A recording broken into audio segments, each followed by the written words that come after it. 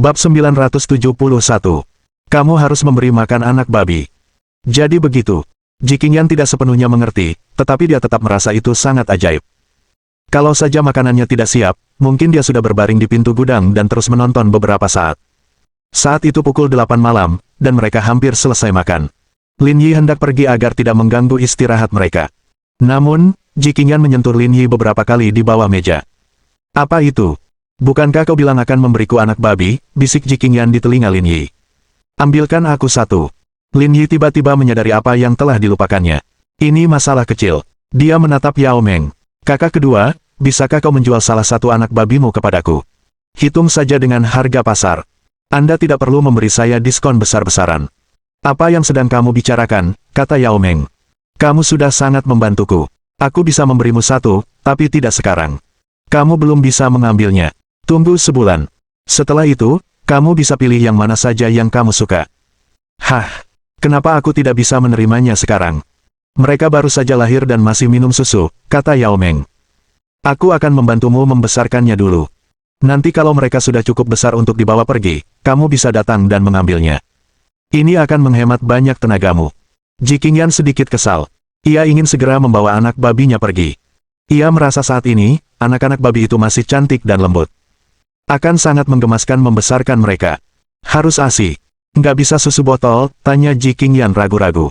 Memberi susu botol tidak masalah, tapi bukankah itu merepotkan? Kalian berdua belum punya banyak pengalaman, makanya aku meminta kalian untuk datang dan mengambilnya nanti. Tidak apa-apa. Kurasa aku bisa terbiasa. Zhao Lixia tersenyum. Karena kamu sudah bilang begitu, kakak ipar kedua pasti tidak akan mengecewakanmu. Pergilah ke gudang nanti dan pilih yang mana yang kamu suka. Berapa harganya? Aku akan mentransfernya kepadamu.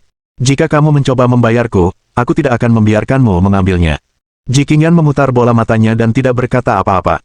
Ia sudah memikirkan cara untuk mengatasi masalah ini. Makan malam berakhir dengan cepat. Ji Qingyan pergi ke gudang dan memilih seekor anak babi putih untuk dibawa pulang oleh Lin Yi. Kami masih punya setengah kantong susu bubuk di rumah. Biasanya untuk anak-anak. Simpan saja untuk beberapa hari ke depan. Kalau tidak, kamu tidak akan punya apa-apa untuk diberikan padanya malam ini.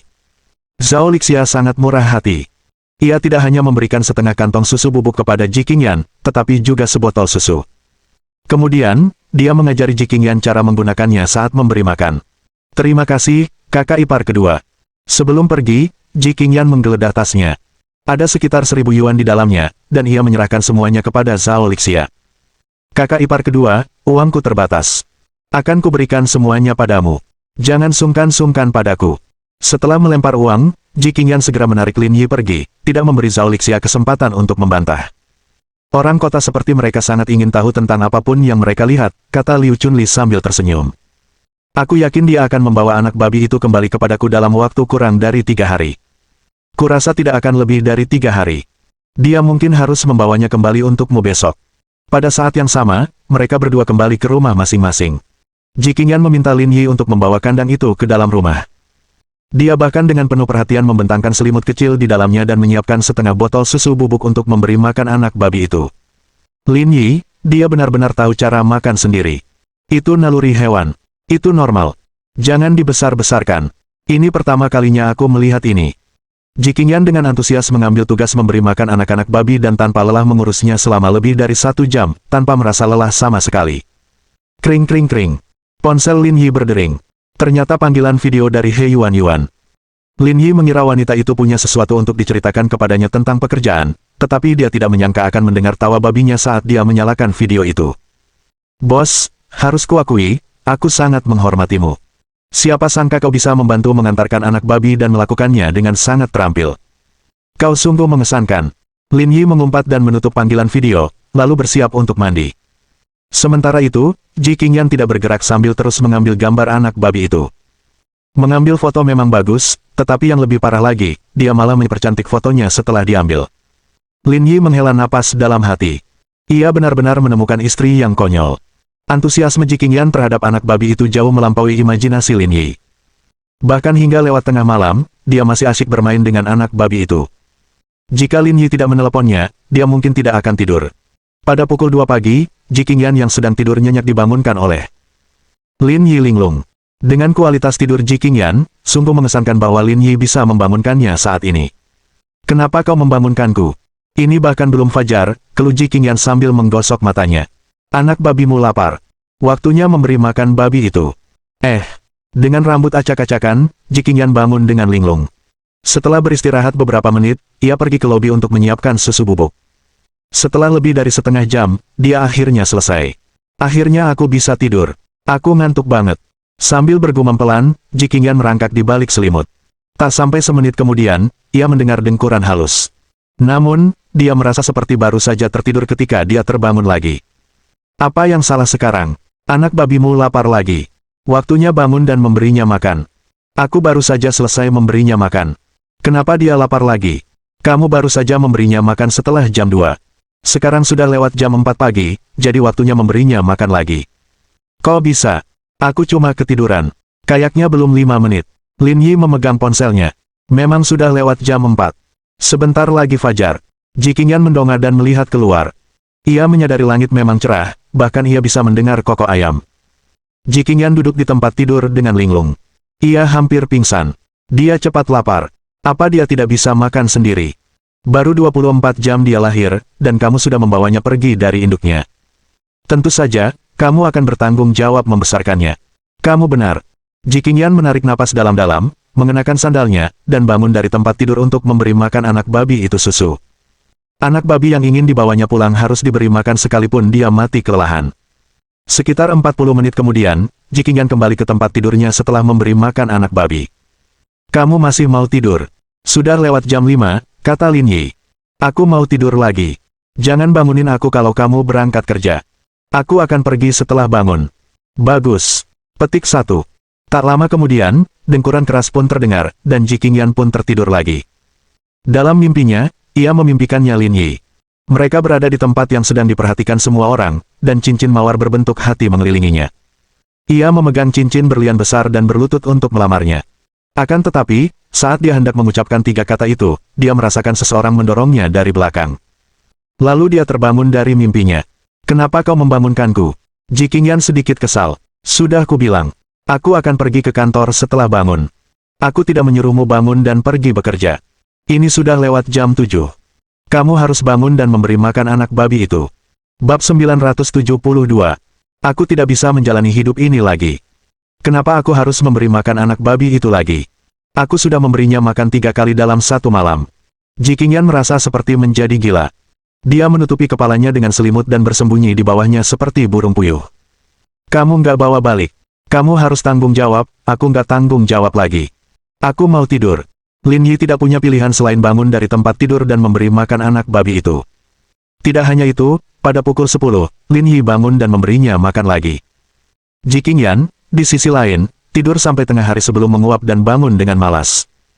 Ketika dia keluar, dia menyadari bahwa Lin Yi masih memberi makan anak babi itu. Dia langsung merasa ingin hancur. Dia harus menghabiskan sepanjang hari untuk memberi makan anak babi itu. Aku punya ide yang belum matang. Ji Qingyan berjongkok dan berbisik. Ide macam apa? Rasanya bayi ini masih anak-anak. Ia tidak bisa meninggalkan sisi ibunya. Jadi setelah pertimbangan matang, saya ingin menyatukan kembali ibu dan anak itu. Kau hanya tidak ingin mengangkatnya lagi. Apa kau harus membuatnya terdengar begitu bermartabat? Bagaimana bisa kau bilang aku tidak ingin mengangkatnya? Aku hanya berpikir dari sudut pandang kemanusiaan. Ini tidak ada hubungannya dengan aku yang tidak ingin mengangkatnya.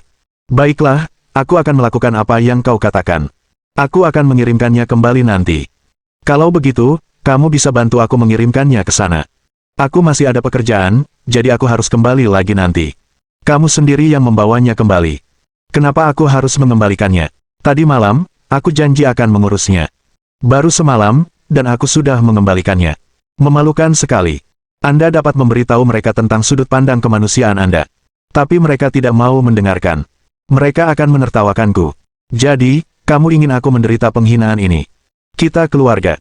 Kalau aku mempermalukan diriku sendiri, apa kamu juga enggak malu? Saya orang yang keras kepala. Saya tidak takut. Itu tidak bisa diterima. Kamu harus pergi. Ji Qingyan berkata, aku mau cuci muka dulu. Ingat untuk mengembalikannya nanti. Lin Yi tersenyum dan tidak berkata apa-apa. Semua ini sesuai dengan harapannya. Misi sistem, mengembangkan industri peternakan, besarkan anak babi hingga berat 100 kg, hadiah 200.000 poin kemahiran. Apa-apaan ini, bahkan ini bisa menjadi misi sialan. Lin Yi mengutuk. Dia pikir membesarkan anak babi itu mudah, tapi anak babi itu masih sangat kecil. Mereka harus diberi makan setiap 2 atau 3 jam sekali. Bukankah ini sangat merusak? Sistem, aku mohon padamu untuk berbelas kasih. Sistem tidak merespon, jadi Lin Yi hanya bisa mengumpat dalam hatinya. Kring kring kring. Tepat saat Lin Yi mengutuk 18 generasi leluhur sistem, telepon di sakunya berdering. Itu telepon dari Yang Guangxia.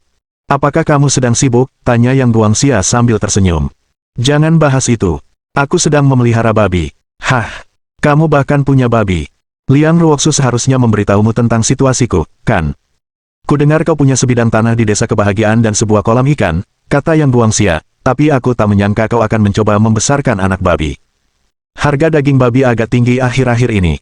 Saya sendiri yang akan menurunkannya. Kau memang mampu melakukan hal seperti itu. Yang Guangxia terkekeh. Kau masih ingat masalah dengan Brigade Garda Pusat? Aku ingat. Kenapa? Orang-orang mereka sudah tiba di Zonghai. Mereka ingin bertemu denganmu. Baiklah, aku akan menemuimu di area garnisun. Jangan cemas. Masih ada yang harus kita tangani di sini. Kita bisa ke sana besok. Baiklah, beritahu aku sebelumnya sebelum kamu datang. Aku bahkan sudah menyiapkan pancing. Aku cuma mau main-main ke rumahmu, kata Yang Guangxia sambil tersenyum. Bagus. Aku akan memasak ikan untukmu. Aku jamin perjalananmu akan sepadan. Baiklah, itu saja untuk saat ini. Jika Anda memiliki keraguan lain, Anda dapat bertanya kepada Brigade Garda Pusat sendiri besok. Petik 2. Setelah menutup telepon, Lin Yi meregangkan tubuh.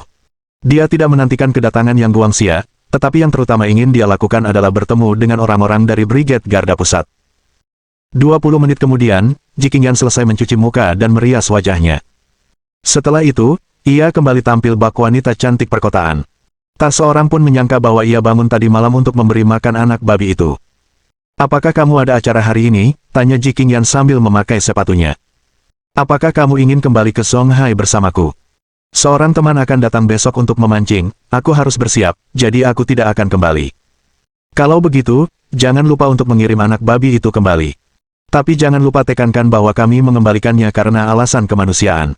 Bukannya saya tidak ingin mengangkatnya lagi. Ini sangat penting. Kita tidak boleh membiarkan orang lain menertawakan kita. Aku baru saja memikirkannya dan memutuskan untuk tidak mengembalikannya. Kita simpan saja di sini. Tapi kita tidak bisa terus-menerus bangun untuk memberinya susu. Menyusuinya terus-menerus dengan botol itu menyebalkan, kata Jikingyan. Kita berdua tidak akan bisa melakukan apa-apa lagi. Seluruh waktu kita akan dihabiskan untuk itu. Lalu ketika kamu melahirkan nanti, bukankah akan sama saja? Apakah kamu tidak akan bangun untuk menyusui anak-anakmu? Anak-anak adalah anak-anak, anak babi adalah anak babi. Spesiesnya mungkin berbeda, tetapi prinsip intinya sama, kata Lin Yi. Jadi, saya memutuskan untuk menyimpannya dulu dan meningkatkannya secara perlahan. Saya anggap saja ini sebagai latihan. Dengan begitu, aku tidak akan terlalu bingung karena punya anak. Petik 2. Jikingyan menatap Lin Yi sambil tersenyum. Apakah kamu akan menjadi pengasuh profesional di masa depan? Aku tadinya tidak mau, tapi setelah kejadian tadi malam, kurasa aku tidak bisa membiarkanmu bekerja terlalu keras. Aku ingin kau tetap cantik selamanya, jadi kau hanya akan bertanggung jawab melahirkan. Serahkan urusan membesarkan anak-anak padaku. Benar-benar. Jikingyan memegangi wajah Lin Yi di tangannya. Tentu saja. Mua, kalau begitu, aku pasti akan melahirkan beberapa anak lagi untukmu. Baiklah. Setelah ditipu oleh Lin Yi, Jikingyan sangat gembira. Ia berlama-lama di sana sebelum berangkat kerja. Setelah Jikingyan pergi, Lin Yi mulai belajar cara membesarkan anak babi dengan benar. Jika mereka diberi makan setiap kali makan, berat mereka akan tumbuh hingga 100 kg dalam waktu sekitar 4 bulan. Ini adalah misi terpanjang dalam sejarah. Selain itu, ia harus membuat kandang babi untuknya. Jika babi itu dipelihara di dalam rumah, semuanya akan hancur. Tetapi yang paling membuat Lin Yi khawatir adalah 20 hari pertama. Hal ini sama seperti manusia. Mereka harus diberi susu terlebih dahulu sebelum beralih ke makanan tambahan. Dengan kata lain, ia tidak akan bisa meninggalkan tempat ini selama 20 hari ke depan. Memikirkan hal ini, Lin Yi meregangkan badan. Dibandingkan dengan misi lain, ini tidak sulit. Hanya buang-buang waktu saja. Dia melihat jam tangannya dan menyadari waktu. Dia harus pergi ke kota untuk membeli beberapa barang. Pertama-tama, Yang Guangxia akan datang besok, jadi tentu saja ia harus menyiapkan makanan. Biasanya, pihak lainlah yang menjamunya. Sekarang dia berada di wilayah Lin Yi tentu saja harus bersiap menyambut kedatangannya. Selain itu, ia perlu membeli susu bubuk untuk anak babi itu. Persetan, aku tidak dapat hidup seperti ini lagi. Bab 973. Dia melaju ke arah kita. Setelah mengumpat, Lin Yi melaju ke kota. Dia dengan santai membeli beberapa sayuran dan pergi ke departemen store terbesar di kota. Meskipun sangat populer, dari segi luas, tempat itu bahkan tidak sebesar Villa Lin Yi. Pasti ada beberapa hal khusus yang tidak bisa dibelinya di sini. Hanya ada kebutuhan sederhana dan murah yang tersedia. Susu bubuk termahal hanya 28 yuan per bungkus. Tentu saja tidak sehat untuk diminum manusia, tetapi cukup baik untuk diberikan kepada anak babi. Paman Lin. Saat Lin Yi sedang membeli susu bubuk, ia mendengar seseorang memanggilnya. Ia menoleh dan ternyata itu Yao Bowen. Selain itu, ada beberapa anak seusianya, serta guru perempuan bernama Du Yao. Pakaian Du Yao sama sekali tidak sesuai dengan orang-orang di kota. Jaket, celana jeans, dan sepatu bot hitam kecil. Dia memancarkan aura keanggunan dan antusiasme. Kamu tidak ada kelas hari ini, tanya Lin Yi. Guru Du membawa kami ke sini untuk membeli sapu dan pel. Kami akan membersihkan kelas besok. Lin Yi mengangguk dan melihat barang-barang di tangan mereka. Dia mengerti apa yang sedang terjadi. Hal yang sama terjadi ketika ia masih sekolah. Mereka harus membayar iuran sekolah secara teratur, lalu menggunakan uangnya untuk membeli barang-barang dan membersihkan rumah. Sudah beli semuanya. Nanti aku kirim balik. Tidak perlu, Tuan Lin. Sekolahnya tidak jauh. Saya akan membawa mereka pulang saja, kata Du Yao malu-malu. Kamu punya banyak barang, tidak nyaman bagimu untuk membawanya. Kebetulan, aku sedang tidak ada kegiatan saat ini. Kalau begitu aku harus berterima kasih padamu, kata Du Yao dengan malu. Kamu terlalu baik. Lin Yi membeli sekotak susu bubuk dan membawa barang-barang lainnya bersama Du Yao dan yang lainnya. Dia membawa semuanya ke dalam mobil. Guru Du. Tepat saat Lin Yi masuk ke dalam mobil dan hendak mengantarnya kembali ke sekolah, dia tiba-tiba mendengar seseorang berbicara. Dia berbalik dan melihat 3 orang berjalan dari belakang. Lin Yi masih ingat salah satu dari mereka, Zhai Xiaoliang, yang telah dipukulinya beberapa hari yang lalu. Melihat ketiga orang itu berjalan mendekat, Du Yao tanpa sadar mundur dan menyembunyikan separuh tubuhnya di belakang Lin Yi. Ketika penduduk kota lainnya melihat mereka bertiga datang, mereka tanpa sadar berjalan mengitari mereka. Liu Dongming bukan orang yang bisa dianggap remeh. Lebih baik menjauh saja darinya. Bos, itu dia. Dia mematahkan kaki saudara kita. Tai Xiaoliang menunjuk Lin Yi. Liu Dongming menatap Lin Yi, bro, nggak apa-apa kalau kamu menghajar orang-orangku, tapi sekarang kamu malah mau merayu orang yang aku suka. Apa itu nggak terlalu keterlaluan? Lin Yi mengangkat alisnya dan menatap mereka bertiga. Dasar sekumpulan orang idiot sialan. Setelah mengumpat, Lin Yi memanggil Du Yao dan Yao Bowen, masuk ke mobil, abaikan mereka. Melihat Lin Yi memarahi Liu Dongming, orang-orang di sekitarnya semuanya terkejut. Orang ini terlalu sombong. Sebelumnya, dia telah menghancurkan toko Yu Deqiang. Sekarang, dia telah memprovokasi Liu Dongming. Bukankah dia meminta untuk dipukuli? Siapa sih yang kamu marahi? Zhai Xiaoliang berlari kembali ke mobil dan mengeluarkan sebatang besi. Percaya atau tidak, aku akan membunuhmu. Kau hebat. Lin Yi tersenyum. Kau tidak bertingkah seperti ini saat kau berlutut dan memohon belas kasihanku beberapa hari yang lalu. Jangan bahas kejadian hari itu. Zhai Xiaoliang menunjuk Lin Yi. Kalau kau berani-beraninya memarahi adikku, aku akan membunuhmu. Lin Yi menunjuk Liu Dongming. Bahkan kakakmu pun tak berani bersikap terlalu agresif. Kau pikir kau siapa? Kalau kau bergerak, aku akan mematahkan kedua kakimu. Kalau kau tak percaya, coba saja keberuntunganmu. Saat memikirkan apa yang terjadi beberapa hari lalu, Tai Xiaoliang tidak berani bergerak. Hanya ada 3 orang di pihaknya. Ia tidak tahu apakah mereka benar-benar bisa menang. Lin Yi mengabaikan mereka bertiga dan membawa Du Yao dan yang lainnya ke dalam mobil. Kak Dong, apa yang harus kita lakukan sekarang? Ada begitu banyak orang yang menonton, kata Zhai Xiaoliang. Masuk ke mobil dan halangi jalan mereka. Aku ingin melihat bagaimana dia pergi nanti. Setelah mengatakan itu, Liu Dongming menatap orang lain dan berkata, panggil beberapa orang. Aku akan bicara baik-baik dengannya hari ini. Mengerti, Kakak Dong. Ketiga orang itu masuk ke dalam magotan, dengan Tai Xiaoliang yang mengemudi. Mereka memblokir jalan dan tidak berniat membiarkan Lin Yi pergi. Paman Lin, mereka menghalangi jalan, kata Yao Bowen dari kursi belakang. Lin Yi menjulurkan kepalanya keluar jendela mobil. Apa maksudmu ini? Apa kau takut bersikap terlalu agresif sehingga hanya ingin menghentikanku di sini? Zai Xiaoliang menjulurkan kepalanya dan berkata dengan angkuh, kau pikir kau begitu hebat, kan? Aku akan parkir mobilku di sini hari ini. Kita lihat saja bagaimana kau akan pergi. Ada apa? Berencana mengguncang seseorang. Ya, kalau kamu memang hebat, jangan pergi. Ayo latihan di sini. Jadi, kalau aku menunggu di sini, aku harus mendengarkanmu. Kamu tidak perlu mendengarkan, carilah caramu sendiri untuk pergi. Tapi kamu menghalangi jalan. Jika kamu merasa dirimu hebat, jalannya lebar, berkeliling saja. Ada apa? Apa kau takut hidup terlalu lama? Apa kau tidak takut aku akan menabrakmu? Ayo, kalau kau memang hebat, pukul saja aku, kita lihat apa kau punya nyali, ejek Tai Xiaoliang. Lin Yi menarik kepalanya ke belakang, menggulung jendela mobil, dan menatap Du Yao, berkata, kencangkan sabuk pengamanmu. Cepat-cepat mengencangkan sabuk pengamanku. Lin Yi mengangguk dan berkata kepada Yao Bowen dan yang lainnya di barisan belakang. Ada sabuk pengaman di belakang juga.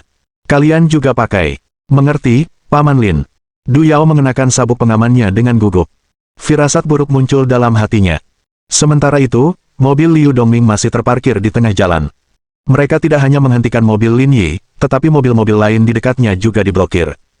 Namun, setelah mengetahui bahwa itu adalah mobil Liu Dongming, mereka semua berbalik dan memilih rute lain. Saudara Dong, saya sudah menghubungi orang baik. Dia sedang bergegas. Dia akan segera ke sini, kata antek Liu Dongming yang lain. Liu Dongming menyalakan sebatang rokok dan berkata, kalau sudah waktunya, kelilingi dia. Kalau aku tidak mematahkan salah satu kakinya hari ini, margaku bukan Liu, kakak Dong, bagaimana kalau dia kabur, tanya Zai Xiaoliang. Kalau dia kabur, kita kejar saja. Jangan remehkan tenaga mobil saya. Soal kecepatan, dia tidak secepat magotan saya, kata Liu Dongming. Jika dia lolos, aku, Liu Dongming, tidak akan bisa bertahan hidup di sini lagi. Mengerti? Bos, lihat, dia memundurkan mobilnya. Sepertinya dia mencoba kabur, kata antek yang menelepon tadi. Liu Dongming mendongak. Liang Zi, awasi dia baik-baik. Kalau dia berbalik dan lari, kejar dia. Jangan biarkan dia kabur. Tidak masalah. Zai Xiaoliang menggosok-gosok kedua telapak tangannya dan berkata, setelah menunggu berhari-hari, akhirnya aku punya kesempatan untuk menghadapinya hari ini. Aku tidak sabar lagi.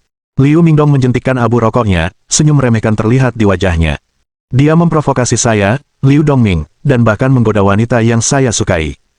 Sekarang, dia ingin pergi begitu saja. Dia pasti bermimpi. Suara gemericik. Zai Xiaoliang menyalakan mesin. Jika Lin Yi menunjukkan tanda-tanda berbalik, dia akan mengejarnya dan menghentikannya. Karena terkejut, antek yang menelepon tadi berteriak. Kakak Dong, dia tidak berbalik dan malah melaju ke arah kita. Bab 974. Ratakan rumah mereka. Liu Dongming dan Zai Xiaoliang terkejut. Mereka juga segera menyadari bahwa Lin Yi sedang mengemudi. Yang mengiringinya adalah deru mesin. Apa-apaan ini, dia benar-benar akan menabrakkannya. Mobil itu harganya lebih dari 1 juta. Zai Xiaoliang begitu ketakutan hingga ia mengompol, begitu pula Liu Dongming. Meskipun dia telah melakukan segala macam kejahatan, ini adalah pertama kalinya dia melihat pemandangan seperti itu. Mengapa kamu panik? Liu Dongming memarahi, apakah menurutmu dia benar-benar berani menabrak kita? Tapi dia sudah mempercepat lajunya. Jangan khawatir, dia akan berhenti, kata Liu Dongming, aku tidak percaya dia benar-benar berani menabrak kita. Setelah Liu Dongming berkata demikian, mesin menderu lebih keras saat Lin Yi melaju mendekat. Melihat Lin Yi bergegas, mereka bertiga tercengang. Mereka menyadari bahwa Lin Yi tidak berniat melambat. Suara mendesing. Lin Yi tidak melambat sama sekali. Magotan milik Liu Dongming bengkok parah sebelum terbang ke samping. Ketiga orang di dalam mobil itu tercengang oleh tabrakan Lin Yi. Terutama Zai Xiaoliang, yang merasa lengannya akan patah. Namun, Lin Yi tidak berniat berhenti. Ia memasukkan gigi mundur dan menabraknya lagi. Suara mendesing. Lin Yi mengendarai magotan ke depan dan mendorongnya ke lampu jalan di dekatnya sebelum berhenti. Adapun 3 orang di dalam mobil, mereka pusing akibat benturan. Karena tidak mengenakan sabuk pengaman, mereka mengalami berbagai tingkat cedera, dan kepala mereka berlumuran darah. Kalian hebat sekali, iya. Kenapa kalian tidak terus menghalangi jalanku? Bro, jangan pukul aku. Tai Xiaoliang berkata, astaga, kakiku tidak kuat lagi. Lin Yi menjulurkan kepalanya dan tersenyum. Aku tahu kamu masih belum yakin. Silakan terus bersikap keren lagi lain kali. Tidak apa-apa, lagi pula aku sedang bosan akhir-akhir ini. Setelah itu, Lin Yi memundurkan mobilnya. Meskipun bagian depan mobil rusak, hal itu tidak memengaruhi cara mengemudinya. Melihat mobil Lin Yi melaju keluar, orang-orang di jalan memberi jalan. Mata mereka dipenuhi ketakutan. Apakah kamu baik-baik saja? Di dalam mobil, Lin Yi bertanya ketika dia melihat wajah pucat Du Yao. Du Yao memegangi dadanya, tampak masih syok. Aku baik-baik saja. Du Yao berbalik dan menatap Yao Bowen dan yang lainnya. Apa kabar kalian? Guru, kami baik-baik saja. Rasanya seperti baru saja kita berada di mobil bumper. Melihat anak-anak itu baik-baik saja, Du Yao berhenti memikirkan mereka dan berkata dengan kaget. Itu benar-benar menakutkan. Aku belum pernah mengalami hal seperti itu seumur hidupku. Rasanya seperti kecelakaan mobil. Aku berusaha sekuat tenaga untuk mengendalikannya. Kalau kalian tidak ada di dalam mobil, mungkin akan lebih parah lagi. Itu terlalu berbahaya, jangan lakukan lagi, kata Du Yao. Meski begitu, dia tidak menyalahkan Lin Yi. Lin Yi tersenyum dan tidak mengatakan apa-apa. Dia mengganti topik pembicaraan. Kamu tidak terlihat seperti orang kota. Kenapa kamu bekerja di sini? Keluarga saya berasal dari desa kebahagiaan. Saya kuliah di Universitas Normal Yangcheng, kata Du Yao. Saya sekarang sudah tahun keempat, dan rumah saya di sini, jadi saya mendaftar untuk magang di sini. Bagaimana dengan masa depan? Kamu mau ke Yangcheng atau Zonghai? Saya lebih suka Zonghai. Selama magang, saya menyadari bahwa saya kurang terampil. Saya ingin melanjutkan kuliah di Universitas Normal Zonghai sebelum bekerja. Itu ide bagus, Lin Yi menyetujui dengan santai dan tidak mengatakan apapun lagi. Dia sekarang menjadi rektor kehormatan Universitas Normal Zonghai. Mengaturnya untuk menjadi mahasiswa pascasarjana di sana jelas merupakan hal kecil. Namun, lebih baik baginya untuk melakukannya sendiri. Lagi pula, hubungan mereka tidak terlalu baik. Terima kasih telah membantuku hari ini, bisik Du Yao. Aku tidak melakukan apa-apa, aku hanya mengantarmu pulang. Bukan itu yang ingin kukatakan, kata Du Yao. Liu Dongming itu sudah lama menggangguku. Dia bahkan datang ke rumahku untuk mencariku. Kalau kau tidak memberinya pelajaran, aku tidak akan bisa pergi untuk sementara waktu. Ini masalah kecil, kata Lin Yi dengan santai. Kita berdua juga punya konflik yang cukup parah. Kalau kamu nggak ada di sini, aku pasti udah ngasih mereka pelajaran setelah kita ketemu hari ini. Kalau begitu aku juga ikut bersalah. Lagi pula, mobilmu sekarang rusak. Mungkin biayanya mahal sekali untuk memperbaikinya. Uangnya tidak banyak. Jangan terlalu dipikirkan.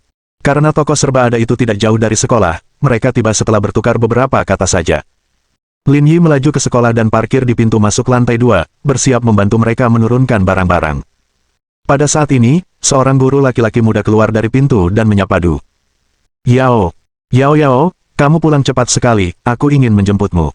Lin Yi masih memiliki kesan terhadap pria yang berbicara. Ketika dia datang untuk mengantar Yao Bowen ke sekolah, dia dan Du Yao sedang menunggu di pintu saat para siswa memasuki sekolah. Nama guru laki-laki itu adalah Guo Fei, teman sekelas Du Yao di universitas, dan ayahnya adalah kepala sekolah SD Zen. Kami bertemu Pak Lin di jalan. Dia mengantar kami.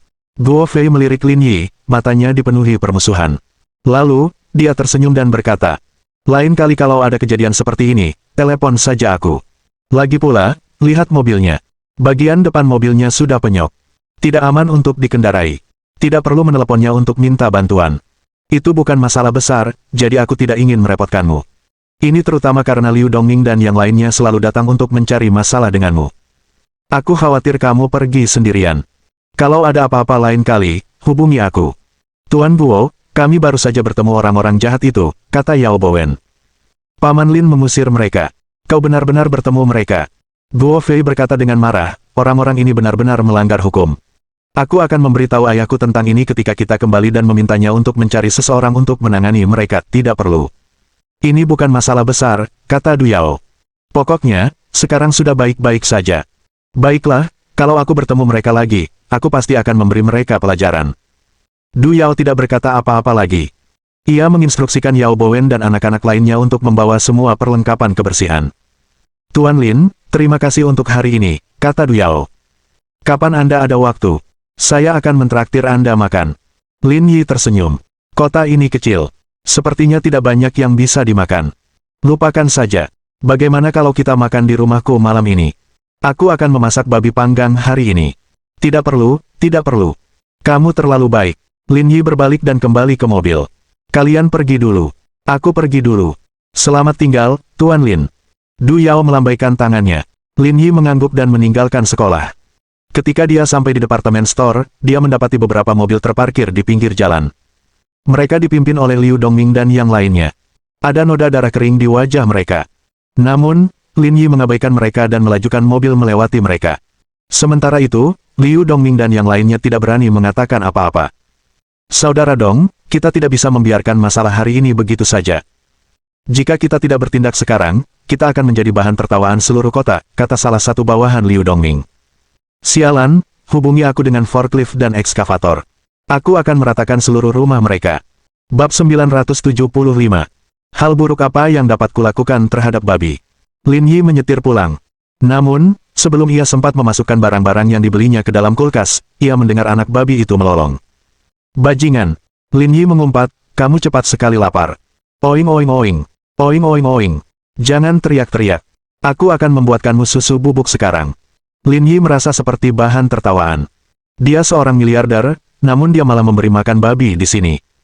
Apakah ini sesuatu yang dilakukan manusia normal? Sistem, keluarlah. Ayo kita ngobrol baik-baik. Misi macam apa ini? Misi sistem didistribusikan secara acak, jika tuan rumah memiliki keluhan, silakan hubungi Ji Qingyan, sistem tidak akan bertanggung jawab secara langsung maupun tidak langsung atas hal ini. Maksudmu, jika Ji Qingyan ingin membawa pulang ayam tua, maka misinya akan berhubungan dengan ayam. Sialan. Lin Yi menelepon Zhou Haitao setelah memberi makan babi. Dia meminta agar dikirimi lagi 570 lagi. Pada saat yang sama, dia akan menjual yang lama ini. Kemudian, Lin Yi menghubungi seseorang dan meminta mereka membangun kandang babi. Luasnya sekitar 7 hingga 8 meter persegi. Semua pekerjaan selesai sekitar pukul 5 sore. Setelah kering dan mengeras, baru bisa digunakan. Tuan Lin. Sekitar pukul 6 sore, saat Lin Yi sedang memberi makan babi, Du Yao masuk dari luar. Mengapa kamu di sini?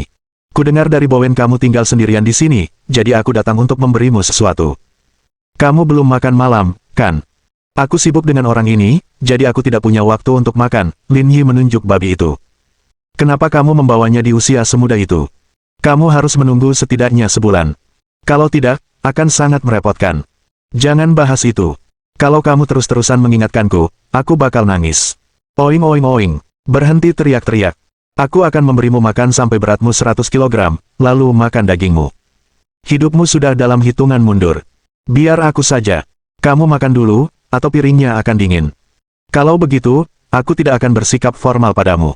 Lin Yi menyerahkan tugas memberi makan babi kepada Du Yao dan duduk di samping untuk makan. Meski rasanya tidak seenak buatannya, tapi tidak buruk juga. Cara Du Yao memberi makan babi sangat cekatan.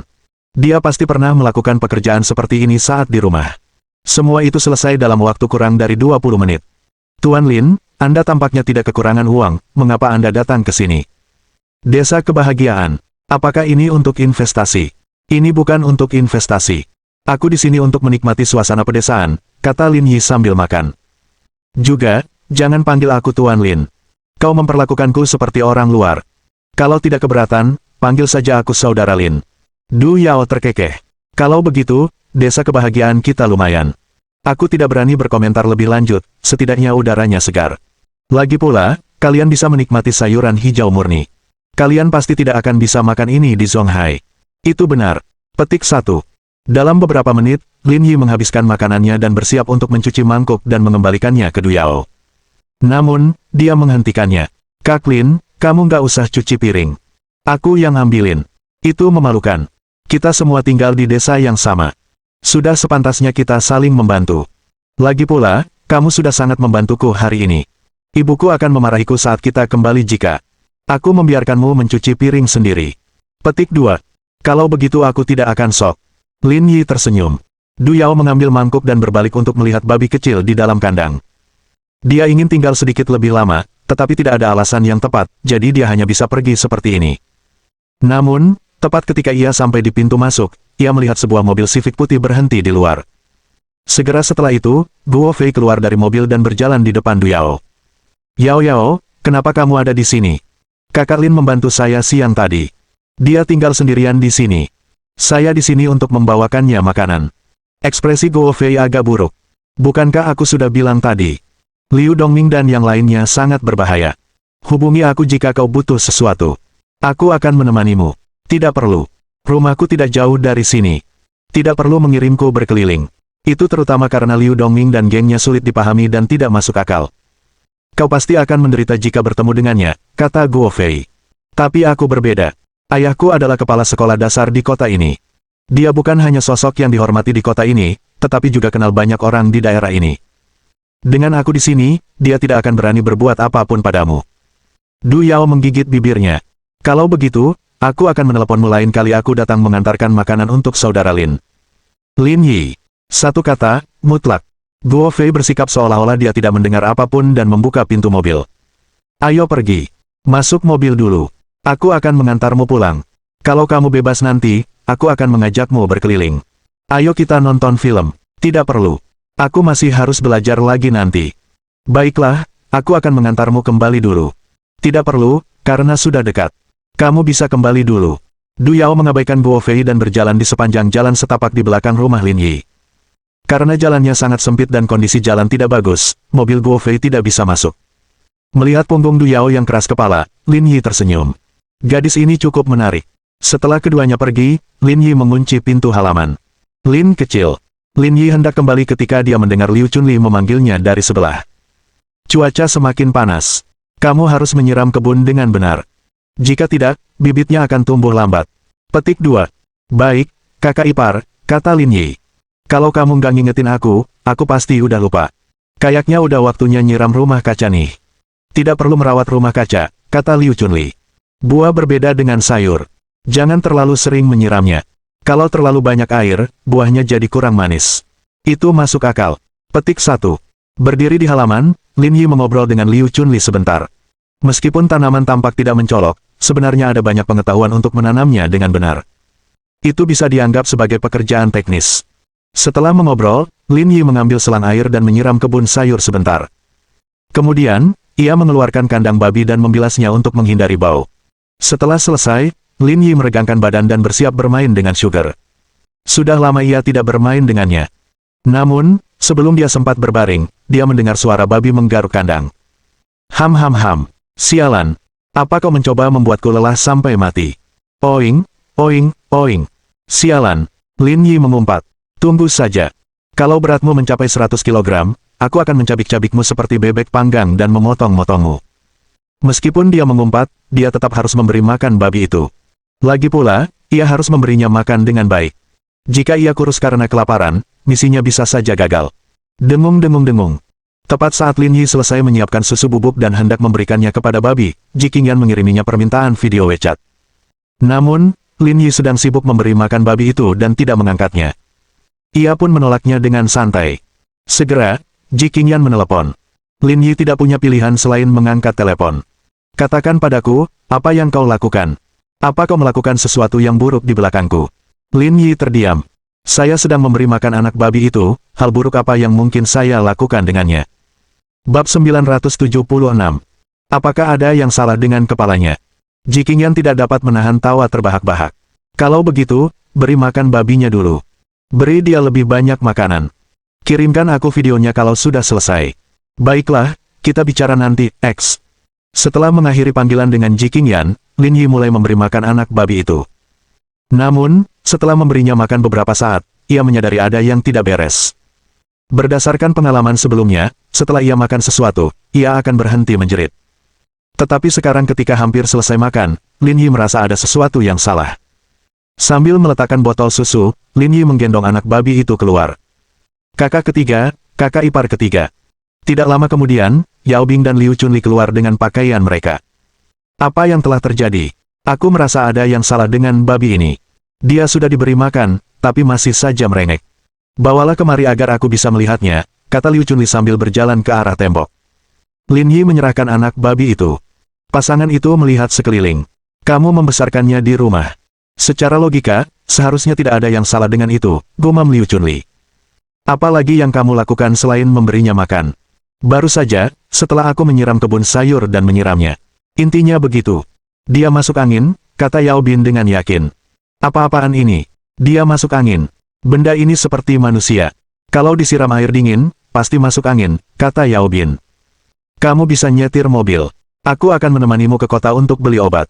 Nanti juga sembuh setelah minum obat. Lin Yi. Sistem, aku akan meniduri leluhurmu selama 18 generasi. Jiqingyan bahkan tidak memintaku untuk melayaninya saat dia masuk angin, tapi kau ingin aku melayani babi yang sedang masuk angin. Reputasi baikku telah dirusak olehmu. Sistem tidak merespons dan malah memilih untuk berpura-pura mati. Kakak ketiga, awasi aku. Aku mau ke kota untuk membeli obat, tapi bukankah tokonya seharusnya tutup sekarang? Tidak apa-apa. Pak Tua Wu yang mengelola apoteknya sendiri. Kalau apoteknya tutup, ketuk pintunya dan beritahu dia obat apa yang ingin kamu beli. Dia akan memberikannya kepadamu. Baiklah, saya mengerti. Petik 1. Lin Yi menyerahkan anak babi itu kepada Yao Bin dan melaju ke kota. 20 menit kemudian, Lin Yi kembali. Ia mencampur obat flu hewan ke dalam susu bubuk dan memberikannya kepada anak babi. Awasi dia malam ini. Kalau setelah tengah malam kondisinya tidak bagus, beri dia makan lagi. Seharusnya itu berhasil. Saya harus berjaga. Tentu saja, kata Yao Bin. Bukankah sudah kubilang? Makhluk ini seperti anak kecil. Meskipun tidak terlalu sensitif, ia tetap butuh makanan ringan untuk pulih. Baiklah, saya mengerti. Petik 1. Lin Yi menggendong anak babi itu kembali dan meletakkannya di kandang sebelum mengirim video ke Ji Qingyan. Kenapa lama sekali? Aku bahkan sudah selesai mandi, kata Ji Qingyan sambil tersenyum. Jangan bahas itu. Aku baru saja memandikannya dan dia masuk angin. Aku pergi ke kota untuk membeli obat. Ah, apakah babi bisa masuk angin? Kalau mereka bisa melahirkan anak, wajar saja kalau mereka bisa masuk angin, lagi pula, dia kan. Bagaimana keadaannya sekarang? Apakah baik-baik saja? Apakah kita perlu membawanya ke dokter hewan? Belum mencapai level itu. Saya akan mengamatinya malam ini. Saya rasa itu tidak akan menjadi masalah besar. Ji Qingyan menatap Lin Yi dengan tatapan meminta maaf. Kurasa aku sudah merepotkanmu. Kamu kurang ajar sekali mengatakan itu. Mua, memang salahku, tapi jangan khawatir, aku akan mengganti rugi. Bagaimana Anda akan memberi saya kompensasi? Aku akan membayarmu dengan tubuhku. Aku akan membiarkanmu menyentuhku gratis selama 5 menit. Itu kesepakatan. Lin Yi tidak bisa tidur nyenyak malam itu. Untungnya, tidak ada kejadian tak terduga. Namun, sekitar pukul 5 pagi berikutnya, anak babi itu mulai menjerit agam. Kalau saja bukan karena fisik Lin Yi yang kuat, mungkin dia sudah pingsan seperti Ji Qingyan. Setelah memberi makan anak babi di pagi hari, Lin Yi pergi ke kebun sayur dan rumah kaca untuk bekerja sebentar. Di bawah pengaruh ramuan penambah kehidupan, buah itu tumbuh dengan sangat baik. Namun, ada juga kekurangannya. Gulma tumbuh lebih banyak dari biasanya dan perlu sering dirawat. Pada pukul 9 pagi, Lin Yi menerima telepon dari Yang Guangxia yang mengatakan bahwa mereka telah berangkat dan akan tiba sekitar 1 jam lagi. Setelah menutup telepon, Lin Yi pergi memberi makan babi dan mulai bersiap untuk memasak. Sekitar pukul 10.30, dua Audi A6 berhenti di pintu masuk halaman. Lin Yi menyadari bahwa salah satu mobil itu milik Liang Ruoxu. 5 orang turun dari mobil. Selain Liang Ruoxu, Yang Guangxia, dan Mo Hongshan, ada 2 wajah asing lainnya. Pria dan wanita itu keduanya berusia 30-an. Mereka tidak berpakaian asal-asalan dan memancarkan kesan yang sangat tajam. Terlebih lagi, saat mereka berdua masuk, mereka telah mengamati keadaan di sekitarnya dengan mata elang. Lin Yi tahu bahwa kedua orang ini tidak lemah. Setidaknya, mereka lebih kuat dari Mo Hongshan. Nak, kau melakukannya dengan sangat baik. Puji Yang Guangxia, hidung dan matamu bagus. Biasa saja, aku akan mengirimkannya kepadamu saat sayuran di kebun sudah siap. Kaulah yang mengatakannya. Jangan menarik kembali kata-katamu. Jangan khawatir tentang itu. Yang Guangxia mengangguk dan berbalik sambil tersenyum. Kedua orang ini adalah rekan dari Brigade Garda Pusat. Mereka datang hanya untuk mencarimu. Setelah perkenalan, pria berkulit gelap itu mengulurkan tangannya. Unit kedua Brigade Pertahanan Pusat, Tao Cheng. Segera setelah itu, wanita di sampingnya juga mengulurkan tangannya. Unit kedua, Wang Bingyu. Lin Yi berjabat tangan dengan keduanya. Lin Yi, kami di sini hari ini terutama untuk melihat Anda. Jika Anda punya pertanyaan, silakan bicarakan dengan mereka, kata Yang Guangxia. Baiklah, kata Lin Yi. Bukankah kamu bilang kamu ingin datang ke sini untuk memancing? Aku akan membawamu ke sana dan kamu bisa makan ikan hasil tangkapanmu nanti. Kalau begitu, ayo pergi. Aku sudah menunggu. Lin Yi, kamu beternak babi, tanya Liang Ruoxu dengan heran. Sudah aku bilang aku di sini untuk menikmati kehidupan pastoral. Kalau aku tidak beternak babi, bukankah aku hanya membuang-buang waktuku? Liang Ruoxu tidak tahu harus tertawa atau menangis, tetapi dia tidak punya kekuatan untuk membantah.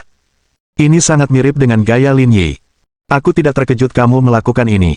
Lihat apa yang kau katakan. Kau membuatnya terdengar seperti aku sangat tidak normal. Tapi ini bukan sesuatu yang seharusnya dilakukan orang normal, keluh Liang Ruoxu. Mengapa ada obat di sini? Dia masuk angin tadi malam, jadi saya memberinya obat. Ekspresi Liang Ruoxu sama seperti Ji Qingyan tadi malam. Di mata mereka, babi tidak seharusnya terkena flu. Wang Bingyu juga melihat ke dalam rumah dan melihat babi kecil yang terkunci di dalam kandang. Kemudian, dia melirik Lin Yi. Dia merasa bahwa lelaki di depannya benar-benar sedikit tidak normal. Kakak Cheng, menurutmu apakah orang ini punya masalah mental? Bagaimana mungkin ada masalah dengan orang yang direkomendasikan oleh Tuan Tua Yang? Bukannya dia benar-benar punya masalah. Aku cuma penasaran, apa dia seperti otaku-otaku di dunia anime, yang selalu punya ide-ide aneh dan langsung mewujudkannya, kayak ngurus babi di kandang. Bab 977. Situasi di Pulau Tilia.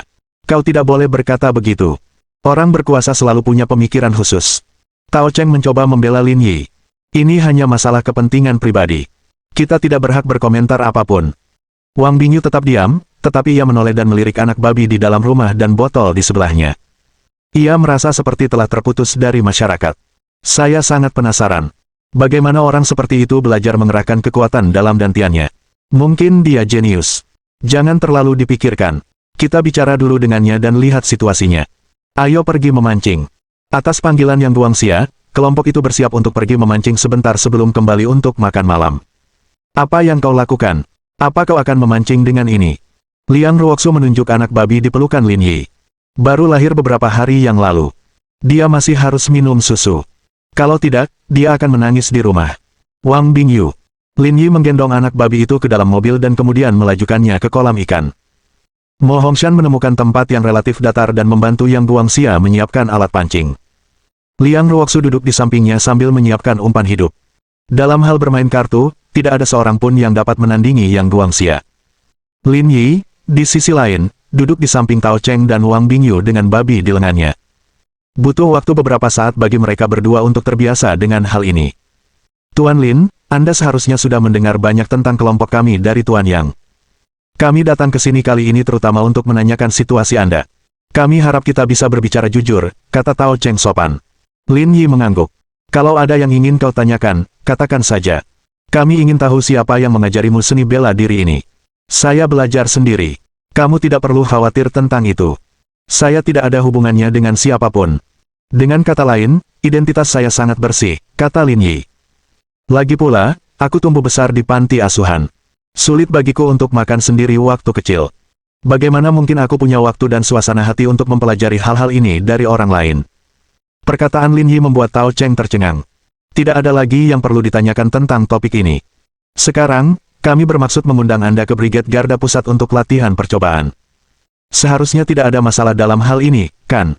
Tentu, tapi aku ingin tahu lebih banyak tentang pulau itu. Menurut peraturan yang berlaku, kamu belum menjadi anggota Brigade Garda Pusat kami, jadi aku tidak bisa memberitahumu hal-hal ini, kata Tao Cheng. Namun, karena hubungan Anda dengan Tuan Tua Yang, selama Anda menandatangani perjanjian pelatihan praktis dan perjanjian kerahasiaan lainnya, kami dapat memberitahu Anda lebih banyak tentang Pulau Tila. Petik 1. Tidak masalah. Petik 1. Karena ini masalah yang sangat sensitif, tentu saja dia harus berhati-hati. Lin Yi bisa memahami kehati-hatiannya. Tao Cheng kembali ke mobil dan mengeluarkan tas dokumen. Kemudian, dia menyerahkan kedua perjanjian itu kepada Lin Yi. Lin Yi mengamatinya dengan saksama. Ada banyak larangan yang tercantum di sana, tetapi semuanya menyangkut keselamatan. Tidak ada peraturan yang aneh, jadi ia menandatanganinya. Kamu bisa memberitahuku sekarang, kata Lin Yi sambil memberi makan babi itu, membuat Wang Bingyu memutar matanya. Dia merasa seperti dia sedang merekrut staf untuk Departemen Logistik Brigade Garda Pusat. Jangan anggap Pulau Tilia terlalu misterius. Bayangkan saja sebagai sebuah kota, tapi tidak semaju kota biasa, lebih seperti kota kabupaten. Pulau ini dihuni oleh orang-orang dari berbagai latar belakang, dan mereka semua memiliki satu tujuan, menemukan peninggalan peradaban kuno yang terkubur. Kalau begitu, apakah hanya orang-orang dari Brigade Garda Pusat yang diizinkan memasuki Pulau Tilia, secara teori? Secara teoretis, situasi ini agak mirip dengan tentara bayaran di luar negeri. Meskipun banyak orang memegang kewarganegaraan Huaxian, mereka tidak diatur, sehingga situasinya lebih kompleks dari yang Anda bayangkan. Lin Yi menggendong anak babi itu di tangannya dan merenung selama beberapa detik. Kalau begitu, kalian pasti dari keluarga besar di Huaxia, kan? Logikanya, semua anggota keluarga kalian pasti tahu tentang ini. Tao Cheng mengangguk. Hanya sedikit anggota keluarga yang tahu tentang kami karena banyak ayah kami yang pensiun dari Brigade Garda Pusat.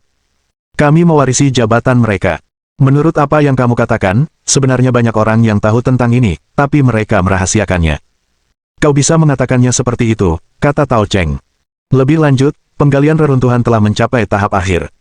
Ketika rahasia peradaban prasejarah benar-benar terbongkar, berbagai negara juga akan mengumumkan berita ini, seperti halnya peradaban Atlantis dan Maya yang sudah dikenal semua orang. Tapi peradaban Atlantis dan Maya sudah lama terungkap. Aku ingin tahu, apa bedanya mereka dengan peradaban Tilian? Apakah peradaban Tilian lebih misterius? Ya. Tao Cheng membenarkan. Berdasarkan berbagai indikasi, terbukti bahwa memang ada peradaban yang lebih maju di masa prasejarah. Masyarakat manusia termasuk dalam peradaban kelima, dan peradaban Tilos yang ditemukan kemungkinan besar merupakan asal mula semua peradaban. Bahkan mungkin dunia kita sendiri hanyalah cabangnya. Itulah sebabnya banyak filsuf dan ilmuwan sosial percaya bahwa kebenaran dunia ini tersembunyi di sana. Jika tidak, kita tidak akan terus berbondong-bondong ke sana. Akankah muncul makhluk-makhluk aneh seperti dalam kronik perampok kuburan? Tao Cheng, Wang Bingyu. Memang, jalan pikirannya sungguh berbeda dengan orang normal. Tuan Lin, Anda terlalu banyak berpikir. Tidak akan ada hal aneh seperti itu yang muncul di sana, kata Tao Cheng. Namun, tetap saja ada bahaya karena tempat peradaban prasejarah terkubur berada di hutan primitif. Hutan itu dipenuhi banyak binatang buas. Karena kandungan oksigennya lebih tinggi daripada tempat lain, binatang buas di dalamnya sedikit lebih besar daripada yang kita lihat di televisi. Tidak ada ancaman lain selain ini. Ekspresi Lin Yi membeku. Ini mengingatkannya pada Pulau Kyokawa. Setelah diamati lebih dekat, orang akan menemukan bahwa makhluk yang hidup di pulau itu memang lebih besar daripada makhluk yang biasa mereka lihat. Meskipun tidak terlalu kentara, perbedaannya nyata dan tak bisa diabaikan. Lin Yi merenung dalam-dalam. Tanpa sadar ia menepuk-nepuk anak babi di pelukannya seolah sedang membujuk seorang anak kecil. Adegan antara seorang pria dan seekor babi agak aneh. Lin Yi tampak seperti seorang ayah yang baik hati saat ini. Wang Bingyu yang tidak banyak bicara merasa pandangan dunianya akan runtuh. Apakah dia disakiti oleh seorang wanita? Atau mungkinkah dia pernah memiliki anak yang meninggal sebelum waktunya karena kemalangan? Itulah sebabnya dia memperlakukan babi ini sebagai pengganti. Ada berbagai macam kejadian aneh di dunia. Anda baru saja mengatakan bahwa kandungan oksigen di Pulau Tilia sedikit lebih tinggi daripada di tempat lain. Apa penyebabnya? Bab 978. Siapa yang begitu hebat hingga mereka bisa mengendalikan? Pertanyaan ini mengejutkan Tao Cheng dan Wang Bingyu. Ini karena pertanyaannya sudah sangat mendalam. Biasanya, orang awam tidak akan menanyakan pertanyaan seperti itu. Penelitian menunjukkan bahwa terdapat sejenis batu di pulau itu yang disebut bas, yang mengalami pelapukan lebih cepat dan melepaskan oksigen saat terpapar suhu tinggi. Inilah sebabnya para ilmuwan menyebutnya sebagai oksigen padat. Akibatnya, kandungan oksigen di pulau itu sedikit lebih tinggi daripada di tempat lain. Jangan bicara tentang betapa ajaibnya peradaban prasejarah ini. Jika kita mengambil kembali batu bas ini, ilmu material pasti akan maju pesat, kan? Memang benar, tetapi perjanjian tersebut menetapkan bahwa membawanya keluar dari pulau itu dilarang keras. Jika ada yang menemukan ini, kapal perang dari berbagai negara akan menyerang mereka tanpa ampun, itulah sebabnya ia tetap berada di sana hingga hari ini. Tao Cheng tersenyum dan mengangkat bahu. Namun, Anda tidak bisa terlalu yakin. Selama bertahun-tahun, memang ada beberapa kebocoran, tetapi kebocoran tersebut hanya digunakan untuk penelitian laboratorium. Hal itu belum benar-benar memicu perkembangan ilmu material. Lin Yi berpikir keras. Dia punya ide yang berani. Kandungan oksigen di Pulau Kyokawa sedikit lebih tinggi daripada tempat lain. Mungkinkah ini ada hubungannya dengan batu bernama bas? Sudah lama dia merasa ada yang tidak beres dengan lelaki berbaju hitam itu. Namun, mungkin masalah sebenarnya bukan dia, melainkan kotak di tangannya. Namun, tidak seorang pun tahu apa isi kotak itu sampai sekarang. Saya tidak punya pertanyaan lagi. Kapan sidangnya akan dimulai? Sekitar setengah bulan lagi. Tao Cheng menatap babi di pelukan Lin Yi. Aku akan meneleponmu nanti. Kamu bisa mengurus semuanya di rumah sebelumnya. Tidak masalah. Aku akan menunggu kabar darimu. Kalau begitu pembicaraan hari ini berakhir di sini. Setelah membahas masalah serius, mereka bertiga berdiri dan berjalan menuju Yang Guangxia. Mereka mengatakan bahwa dia telah menangkap lebih dari 10 ikan. Namun, tak satu pun ikan yang berukuran sangat besar. Panjangnya hanya seukuran telapak tangan. Di sisi lain, Liang Ruoxu juga menangkap banyak ikan. Ia berhasil menangkap beberapa ekor ikan loah dan 2 ekor katak dengan jaringnya. Ia sangat bersenang-senang. Kamu pasti lapar. Bawa ikannya kembali dan aku akan memasaknya untukmu. Ayo pergi. Yang Guangxia tersenyum dan berkata, dalam perjalanan ke sini, mie kecil bilang masakanmu enak. Aku harus mencobanya hari ini. Ayo kita minum yang enak. Ledakan, ledakan, ledakan. Tepat saat mereka berkemas dan bersiap untuk pulang. Tiba-tiba, dia mendengar serangkaian ledakan. Mereka berbalik dan melihat 3 ekskavator melaju ke arahnya. Ada juga beberapa mobil van yang mengikuti di belakang. Awalnya mereka tidak terlalu memikirkannya, tetapi segera setelah itu, mereka menyadari bahwa benda itu telah berhenti di depannya. Hal ini membuat mereka curiga. Mereka tidak tahu untuk apa orang-orang ini ada di sini. Tak lama kemudian, orang-orang di dalam mobil keluar, dan Lin Yi segera mengerti apa yang sedang terjadi. Ini karena orang yang turun adalah Liu Dongming, tetapi kondisinya menyedihkan. Kepalanya dibalut perban, dan dia terlihat sangat lucu. Zhai Xiaoliang, yang berdiri di sampingnya, tangannya digips. Kondisinya bahkan lebih buruk daripada bosnya. Apakah kamu kenal orang-orang ini? Tanya Liang Ruoxu. Mereka adalah tiran desa yang menindas penduduk desa, kata Lin Yi. Lalu kenapa kau tidak meneleponku? Aku pasti sudah mengurus mereka, kata Liang Ruoxu. Apa gunanya kau berurusan dengan mereka? Paling-paling, kau hanya akan menangkap mereka. Tidakkah kau pikir kau akan membiarkan mereka lolos begitu saja? Apa yang ingin kamu lakukan? Aku akan menghajarnya dulu. Aku akan bergerak sekarang, jadi jangan coba-coba menghentikanku. Kalau begitu, bersikaplah lembut. Jangan bunuh siapapun. Jangan khawatir, aku tahu apa yang aku lakukan. Liu Dongming melirik Liang Ruoxu dan Wang Bingyu. Kamu tampak cukup bebas dan santai. Kamu bahkan membawa orang ke sini untuk memancing, kata Liu Dongming. Tapi maaf, mulai hari ini, kamu tidak diperbolehkan memancing di sini lagi. Apa yang kau bicarakan? Aku bahkan tidak boleh memancing di kolamku sendiri. Ini memang kolam ikanmu sendiri, tapi desa perlu membangun jalan yang kebetulan melewati kolam ikan dan rumah kacamu, jadi aku tidak punya pilihan. Aku akan merobohkan rumah kacamu nanti, lalu aku akan menimbun kolam ikan di belakangmu. Dari apa yang aku dengar, kamu bilang kamu hanya mengikuti perintah. Benar, jadi aku tidak menggunakan posisiku untuk balas dendam. Jangan terlalu dipikirkan. Pasti menyenangkan sekali jadi hooligan seperti kalian. Aku agak terkesan, kata Lin Yi. Tapi aku akan mengatakan ini hari ini. Jika kau berani macam-macam denganku, aku akan mengubur kalian semua hidup-hidup. Wang Bingyu memiringkan kepalanya dan melirik Lin Yi. Pada saat itu, kekejaman yang terpancar dari tubuhnya membuat dia merasa udara menjadi dingin. Apakah kamu mencoba menakutiku? Liu Dongming tertawa dan berkata, izinnya sudah di tangan kami. Kalau berani menghentikan kami, berarti kalian melanggar hukum. Sekalipun aku membunuh kalian, kalian tetap akan mati sia-sia. Tunjukkan izinnya padaku, kata Lin Yi. Aku tahu kau akan memintanya, jadi aku membawanya. Liu Dongming menyerahkan surat izin itu kepada Lin Yi.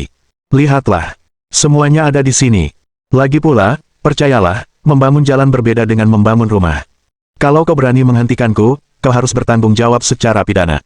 Sebaiknya kau pikirkan baik-baik langkahmu selanjutnya. Setelah menerima izin, Lin Yi merobeknya tanpa melihatnya. Sekarang izinnya sudah hilang, apa kalian masih mau bertindak? Adegan ini membuat Liu Dongming dan yang lainnya ketakutan. Dia pernah melihat orang yang berani, tetapi dia belum pernah melihat orang yang seberani ini. Semua dokumennya diberi stempel merah, tapi dia malah merobeknya begitu saja. Meskipun dia buta hukum, dia seharusnya tidak bersikap seperti ini. Tahukah kau bahwa kau baru saja melanggar hukum? Liu Dongming menunjuk Lin Yi. Kau percaya aku bisa menyuruh seseorang menangkapmu hanya dengan satu panggilan telepon? Saudara Dong, jangan panggil siapapun. Kita serang saja, kata Zhai Xiaoliang. Kita tidak hanya bisa menghajarnya, tapi kita juga bisa memberikan kontribusi kepada pihak berwenang saat kita menangkapnya nanti. Seberapa hebat itu? Liu Dongming mengangguk dan menatap Lin Yi. Biar ku katakan, percuma saja kalau izinnya dirobek. Hari ini, wus. Lin Yi tidak memberi Liu Dongming kesempatan berbicara dan menendangnya. 20 orang di belakangnya bergegas maju dan membantunya berdiri. Memang banyak orang di pihakmu, tapi aku masih bisa membunuhmu. Kenapa kau tidak mencobaku? Aura Lin Yi sepenuhnya dilepaskan, dan kilatan tajam di matanya membuat semua orang takut. Tak seorang pun berani melangkah maju. Lin Yi berjalan ke arah Liu Dongming selangkah demi selangkah, membuat orang-orang di sekitarnya takut dan minggir. Orang-orang yang kau bawa itu, mereka bahkan tidak bisa dianggap sebagai gerombolan sampah. Apa kau pikir mereka bisa menanganiku? Kami hanya mengikuti aturan. Kami tidak berniat berurusan denganmu, kata Liu Dongming terengah-engah sambil gemetar. Saat ini, ia tidak lagi menunjukkan aura yang mengesankan seperti sebelumnya. Ia sangat rendah hati. Mengikuti aturan. Lin Yi tersenyum, mengikuti aturan siapa? Siapa yang begitu hebat sampai bisa mengendalikanku? Bab 979. Percaya atau tidak, aku bisa menamparmu sampai mati. Kakak iparku memintaku datang. Dia ketua desa kebahagiaan. Dia yang bertanggung jawab atas masalah ini. Minta kakak iparmu untuk datang dan bicara langsung denganku, kata Liang Ruoxu. Tunggu di sini. Aku akan menelepon sekarang. Liu Dongming segera dibantu berdiri. Ia mundur 2 langkah dan menjauhkan diri dari Lin Yi, takut ditendang lagi. Kakak ipar, aku sedang di kolam ikan di ujung timur desa. Mereka merobek dokumen persetujuannya. Cepat ke sini. Aku tidak bisa menahannya lagi. Bagaimana hal seperti itu bisa terjadi? Apa dia mau mati? Meski tidak menggunakan pengeras suara, mereka bisa mendengar pihak lain mengumpat. Dia punya nyali. Jangan terlalu khawatir. Kalau dia berani menghentikan kita kubur dia, tegur kakak ipar Liu Dongming. Mereka benar-benar melanggar hukum. Mereka bahkan berani menghalangi pembangunan jalan. Dasar orang-orang bodoh. Mereka benar-benar mencari mati. Kakak ipar, berhentilah memarahiku. Awalnya aku juga berpikir begitu, tapi dia terlalu kuat. Aku tidak bisa mengalahkannya. Cepat dan hadapi dia. Sial, tunggu saja. Aku akan segera ke sana. Liu Dongming menutup telepon dan berdiri kembali bersama anak buahnya. Dia berkata kepada Lin Yi. Tunggu saja. Ini namanya perlawanan keras. Aku akan membereskanmu nanti kalau kakak iparku datang. Yang Guangxia, yang sedari tadi terdiam, melirik Liang Ruoxu. Liang Ruoxu tersenyum canggung, merasa lebih tidak nyaman daripada jika dia dimarahi. Masalah ini perlu ditangani secara sistematis setelah mereka kembali. Baiklah, ayo kita berkemas dulu. Lin Yi tersenyum. Akulah yang harus mengurus ini. Ini tidak ada hubungannya dengan dia. Kenapa kau tidak memarahiku saja? Jangan mencoba untuk membuatnya tenang, kata Yang Guangxia. Kalian berdua sekarang hampir memakai celana yang sama. Lin Yi merangkul bahu Yang Guangxia. Sejujurnya, aku berharap begitu. Liang Ruoxu memutar bola matanya ke arah Lin Yi. Dia tidak lupa memanfaatkannya di saat seperti ini. Lin Yi benar-benar harus mengakuinya. Kedua kelompok orang itu terbagi menjadi 2 kelompok, dengan Liu Dongming tidak berani mengambil langkah lebih dekat ke Lin Yi. Jika dia ditendang lagi, dia harus pergi ke rumah sakit. Lin Yi dan yang lainnya berkemas dan hendak mulai memasak ketika Yang Guangxia berkata. Mo kecil, brigade mana yang paling dekat? Itu seharusnya brigade Gang Sanjia. Panggil dia dan suruh dia mengurus ini, kata Yang Guangxia, ini terlalu melanggar hukum. Dimengerti, ketua. Lin Yi dan Liang Ruoxu saling memandang. Awalnya, dia ingin membiarkan Liang Ruoxu membawa mereka pergi setelah dia selesai memukuli mereka dan melampiaskan amarahnya. Tanpa diduga, Yang Guangxia tidak dapat menahannya lagi. Kalau dipikir-pikir, reaksi ini wajar saja. Orang jujur seperti dia tentu tidak tahan dengan hal-hal seperti ini. Karena dia tidak tahan, dia tentu harus menghadapinya sendiri. 10 menit kemudian, mereka pun mengemasi barang-barangnya. Tepat pada saat itu, sebuah mobil yang mirip dengan Jetta milik Lin Yi melaju kencang dari jarak yang dekat, menimbulkan 2 jejak debu. Kita tinggal sebentar saja. Tokoh utamanya sudah ada di sini. Melihat Jetta melaju, Liu Dongming dan anak buahnya pun menghampirinya. Pintu mobil terbuka dan seorang pria dengan gaya rambut Mediterania keluar. Ia mengenakan setelan jas kuno yang tidak pas di badannya. Pria itu bernama Cao Jian, kepala desa Happiness Village dan saudara ipar Liu Dongming. Alasan mengapa Liu Dongming begitu sombong selama ini adalah karena dia. Itu pasti mereka. Cao Jian mengutuk dan menatap Lin Yi dan yang lainnya. Namun, saat dia melihat Liang Ruoxu, dia tiba-tiba terhenti. Dia merasa dia tampak familiar, seolah-olah dia pernah melihatnya di suatu tempat sebelumnya. Namun, setelah berpikir cukup lama, dia tidak dapat mengingat siapa orang ini, jadi dia memutuskan untuk tidak terlalu memikirkannya. Ya, itu mereka. Liu Dongming menunjuk Lin Yi. Kakak ipar, itu dia. Dia merobek izin perbaikan jalan dan bahkan memukuliku. Cao Jian berjalan mendekati Lin Yi. Nak, apa yang kau pikirkan? Berani sekali kau. Apa kau tidak tahu kita sedang membangun jalan sesuai instruksi resmi? Kau percaya aku bisa memenjarakanmu hanya dengan 1 panggilan telepon? Kamu masih berani mengatakan ini padaku, kata Lin Yi. Selama ini, kau hanya memanjakan kakak iparmu. Setelah berbuat begitu banyak, kau masih berani bilang ingin memenjarakanku. Haha. Cao Jian mengayunkan bagian belakang jasnya dan tertawa liar. Ada apa? Dilihat dari nada bicaramu, sepertinya kau ingin berurusan denganku. Itulah rencananya. Cao Jian bukan saja tidak marah, dia malah tertawa lebih keras. Begini, aku sudah memimpin selama bertahun-tahun. Banyak orang yang ingin melaporkanku. Kau pikir kau siapa? Kata Cao Jian. Kalau kamu nggak mau mati, bayar cepat. Kalau nggak, aku nggak cuma akan meruntuhkan rumah dan tanahmu, tapi juga akan membunuhmu. Bunuh aku juga. Lin Yi mengulurkan tangan dan tersenyum. Lalu, apa kau percaya tamparanku ini bisa membunuhmu? Lin Yi tidak memberi Cao Jian kesempatan untuk berpikir dan menamparkan wajahnya. Cao Jian tidak sempat bereaksi. Ia terpental dan hampir menabrak ekskavator di belakangnya. Kepala Cao Jian berdengung setelah ditampar Lin Yi. Ia bahkan sedikit linglung. Butuh beberapa saat baginya untuk sadar kembali. Akan tetapi, Liu Dongming dan yang lainnya tidak berani berteriak. Ini karena Lin Yi benar-benar bukan orang yang bisa dianggap remeh. Siapapun yang berani ribut akan dipukuli, kau. Beraninya kau memukulku. Cao Jian menutupi wajahnya dan meraung gila. Pukul dia. Saudaraku, anak ini terlalu jago berkelahi. Kita mungkin bukan tandingannya, kata Liu Dongming dengan wajah muram. Kalau saja dia bisa, dia pasti sudah melakukannya. Mereka tidak akan menunggu sampai sekarang. Cao Jian tahu seperti apa saudara iparnya. Ayo kita pergi dulu. Kita urus dia nanti. Baiklah, baiklah, baiklah. Ayo pergi dulu. Melihat Cao Jian, Liu Dongming, dan yang lainnya pergi, Tao Cheng melangkah maju dan berbisik. Penatua Yang, mengapa kita tidak pergi dan menghadapinya?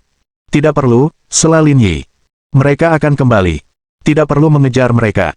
Sudah waktunya makan malam, jadi ayo kita kembali dan makan. Apapun yang kau katakan. Setelah meninggalkan kolam ikan, Liu Dongming dan yang lainnya kembali ke rumah mereka. Kakak ipar, pikirkanlah solusinya, kata Liu Dongming. Banyak orang di desa sudah tahu apa yang baru saja terjadi. Ditambah lagi dengan apa yang terjadi sebelumnya, banyak orang di desa tidak lagi menganggap kami serius. Jika kami tidak menangani ini, semua orang di desa akan mulai memihaknya di masa depan. Kami tidak akan bisa berbuat apa-apa jika itu terjadi. Petik 1. Cao Jian mengikutinya dan menyalakan sebatang rokok. Hubungi beberapa orang sekarang. Cari sebanyak mungkin. Tak masalah kalau kau harus mengeluarkan uang untuk menyewa mereka. Aku akan menghubungi beberapa orang lagi. Aku tak percaya kita tak bisa menghadapinya. Baiklah, saya akan menelepon sekarang. Liu Dongming memegang teleponnya dan bergumam pada dirinya sendiri. Jika aku tidak membunuhmu hari ini, nama keluargaku bukan Liu. Bab 980. Matahari tidak bersinar. Setelah Cao Jian dan Liu Dongming pergi, Lin Yi mengambil barang-barangnya dan kembali ke halaman. Lin Yi meletakkan anak babi itu di kandang dan memasuki dapur. Liang Ruoxu juga melepas jaketnya dan mengikuti Lin Yi, bersiap untuk membantunya. Kalau kamu mau damai dan tenang, aku bisa carikan tempat yang bagus dengan pegunungan yang indah dan air yang jernih. Kenapa kamu ke sini? Tanya Liang Ruoxu. Ada begitu banyak tempat bagus di provinsi Jiangnan, dan pemandangan di sana jauh lebih indah daripada di tempat seperti ini. Menurut Liang Ruoxu, ia tidak perlu datang ke sini. Tidakkah menurutmu tempat ini lebih nyata? Apakah yang kau maksud adalah lingkungan di sini? Liang Ruoxu bertanya sambil mengupas kentang. Lingkungan adalah satu hal, tetapi begitu juga orang-orangnya, kata Lin Yi, orang baik dan jahat juga terasa nyata. Liang Ruoxu mengupas kentang tanpa berkata sepatah kata pun. Saya rasa begitu kita kembali, kita harus menangani masalah ini secara tuntas. Ini mungkin akan memicu inspeksi mendadak, tidak hanya di Zonghai, tetapi di seluruh negeri. Namun, jika Anda tidak datang hari ini, pemeriksaan itu mungkin tidak akan pernah datang. Liang Ruoxu tersenyum. Saya ingat ketika Anda bekerja di rumah sakit, Anda membuat keributan besar, sekarang pun sama, jika ini terjadi di zaman kuno, Anda pasti sudah menjadi utusan kekaisaran. Aku sudah membantu seseorang melakukan banyak hal, tapi dia tidak pernah berterima kasih. Kenapa aku belum berterima kasih padamu? Aku bukan orang yang tidak tahu berterima kasih. Tetapi pahalamu tidak sebanding dengan sumbanganku. Puas saja. Kenapa harus serakah, kata Liang Ruoxu dengan nada bercanda. Kemudian, ia mengambil ikan itu dan mulai memasaknya. Kamu pandai menyiapkan ikan. Saya mempelajarinya dari nenek saya. Kalau saya tidak bisa, dia akan memarahi saya. Bahkan orang-orang dengan latar belakang sepertimu pun harus mempelajari hal-hal ini. Liang Ruoxu mengangguk dan berkata, nenek saya dulu berkata bahwa selama saya memiliki kemampuan tertentu, pada akhirnya saya akan menemukan seseorang yang bahkan lebih hebat lagi. Jadi, saya memiliki pengetahuan tentang banyak hal, tetapi saya tidak harus sangat terampil dalam salah satu hal tertentu. Nenek benar, karena aku maha kuasa. Aku tahu segalanya. Aku adalah aku dan kamu adalah kamu. Kita tidak ada hubungannya satu sama lain. Jangan menyanjung diri sendiri. Nona muda, kenapa kau di sini mencoba menceramahiku seperti ini? Aku sudah menyentuh dan menciummu. Kenapa kau tidak mengakuinya? Aku akan membunuhmu. Ada begitu banyak orang di luar sana. Liang Ruoxu mencubit pinggang Lin Yi, percayalah padaku saat aku bilang begitu, aku akan mencekikmu sampai mati, percuma saja kau mencubitku. Itu benar, kata Lin Yi. Pergi saja, kata Liang Ruoxu. Cepat masak. Aku belum makan tadi pagi. Aku lapar sekali. Tentu saja. Setelah makan, Lin Yi menyadari bahwa tingkat keterampilan Liang Ruoxu memang tidak buruk. Makanan yang ia buat kental dan berminyak. Jelas sekali itu adalah masakan utara yang autentik. Namun, Liang Ruoxu hanya membuat 2 hidangan, dan sisanya disiapkan oleh. Saat hidangan disajikan, Tao Cheng dan Wang Bingyu tercengang. Lin kecil, apakah kamu yang membuat semua hidangan ini? Tao Cheng terkejut. Dia membuat udang rebus dan kentang suwir. Sisanya saya yang buat. Keahlian memasakmu terlalu bagus, kata Tao Cheng. Kami akan sangat senang jika Anda bergabung dengan kelompok kami di masa mendatang. Aku akan membuatkan apapun yang kamu mau, kata Lin Yi dengan santai, makanlah sebanyak yang kamu bisa. Kakak Lin, Kakak Lin. Lin Yi baru saja mengeluarkan anggur dan hendak makan ketika dia mendengar seseorang berbicara di halaman. Dia mendongak dan melihat Du Yao. Kamu nggak ada kelas hari ini. Kamu mau masuk dan makan.